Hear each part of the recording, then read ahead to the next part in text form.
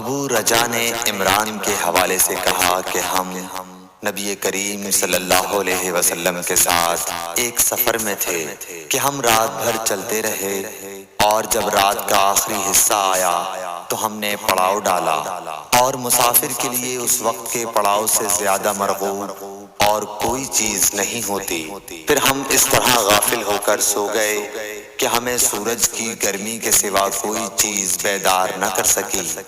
سب سے پہلے بیدار ہونے والا شخص فلاں تھا، پھر فلاں، پھر فلاں۔ ابو رجا نے سب کے نام لیے، لیکن اوف کو یہ نام یاد نہیں رہے۔ پھر چوتھے نمبر پر جاگنے والے حضرت عمر بن خطاب رضی اللہ تعالیٰ عنہ تھے، اور جب نبی کریم صلی اللہ علیہ وسلم آرام فرماتے تو ہم آپ کو جگاتے نہیں تھے، یہاں تک کہ آپ خود بخود بیدار ہوں، کیونکہ ہمیں کچھ معلوم نہیں ہوتا کہ آپ پر خواب میں کیا تازہ وحی آتی ہے۔ جب حضرت عمر جاگ گئے اور یہ آمدہ آفت دیکھی، اور وہ ایک نڈر دل والے آدمی تھے، بس زور زور سے تکبیر کہنے لگے۔ اسی طرح بآواز بلند آپ اس وقت تک تکبیر کہتے رہے جب تک کہ نبی کریم صلی اللہ علیہ وسلم ان کی آواز سے بیدار نہ ہو گئے۔ تو لوگوں نے پیش آمدہ آفت مصیبت کے متعلق آپ صلی اللہ علیہ وسلم سے شکایت کی۔ اس پر آپ نے فرمایا کہ کوئی حرج نہیں، سفر شروع کرو۔ پھر آپ تھوڑی دور چلے، اس کے بعد آپ ٹھہر گئے اور وضو کا پانی طلب فرمایا، اور وضو کیا اور اذان کہی گئی۔ پھر آپ نے لوگوں کے ساتھ نماز پڑھی۔ جب آپ نماز پڑھانے سے فارغ ہوئے تو ایک شخص پر آپ کی نظر پڑی جو الگ کنارے پر کھڑا ہوا تھا، اور اس نے لوگوں کے ساتھ نماز نہیں پڑھی تھی۔ آپ نے اس سے فرمایا کہ اے فلاں، تمہیں لوگوں کے ساتھ نماز میں شریک ہونے سے کون سی چیز نے روکا؟ اس نے جواب دیا کہ مجھے غسل کی حاجت ہو گئی اور پانی موجود نہیں ہے۔ آپ نے فرمایا کہ پاک مٹی سے کام نکال لو، یہی تجھ کو کافی ہے۔ پھر نبی کریم صلی اللہ علیہ وسلم نے سفر شروع کیا تو لوگوں نے پیاس کی شکایت کی۔ آپ پھر ٹھہر گئے اور فلاں یعنی عمران بن حسین رضی اللہ تعالیٰ عنہ کو بلایا۔ ابو رجا نے ان کا نام لیا تھا، لیکن اوف کو یاد نہیں رہا، اور حضرت علی کو بھی طلب فرمایا۔ ان دونوں سے آپ نے فرمایا کہ جاؤ پانی تلاش کرو۔ یہ دونوں نکلے۔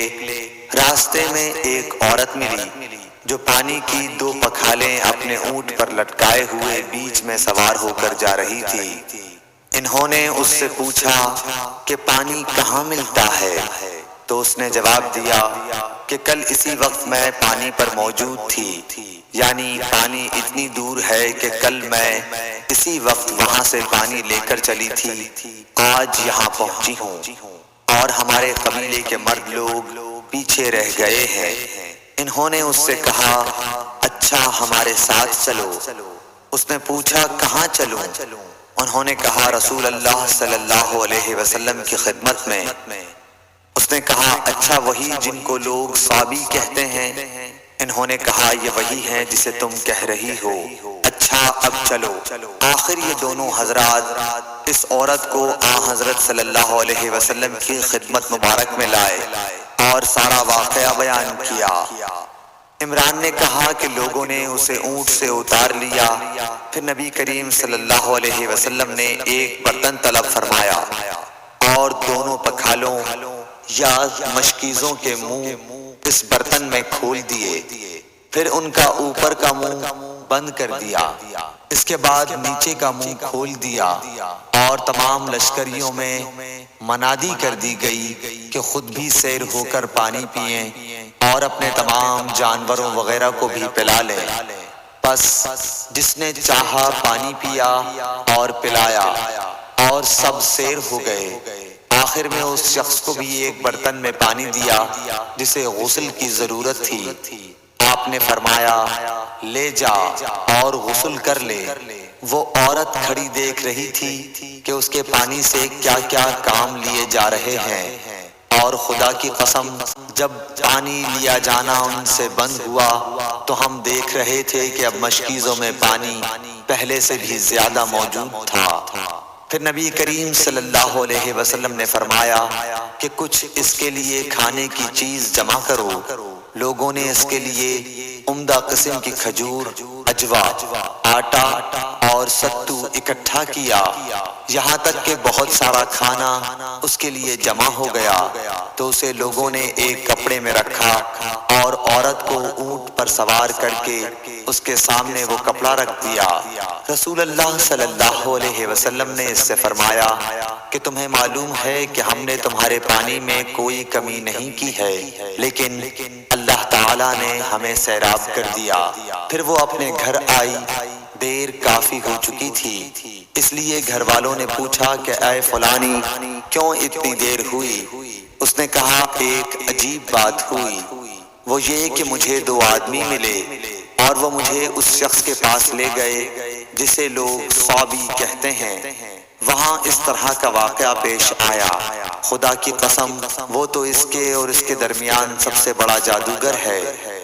اور اس نے بیچ کی انگلی اور شہادت کی انگلی آسمان کی طرف اٹھا کر اشارہ کیا، اس کی مراد آسمان اور زمین سے تھی، یا پھر وہ واقعی اللہ کا رسول ہے۔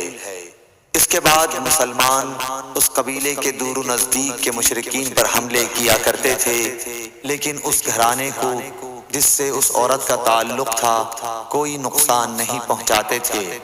یہ اچھا برتاؤ دیکھ کر ایک دن اس عورت نے اپنی قوم سے کہا کہ میرا خیال ہے کہ یہ لوگ تمہیں جان بوجھ کر چھوڑ دیتے ہیں، تو کیا تمہیں اسلام کی طرف کچھ رغبت ہے؟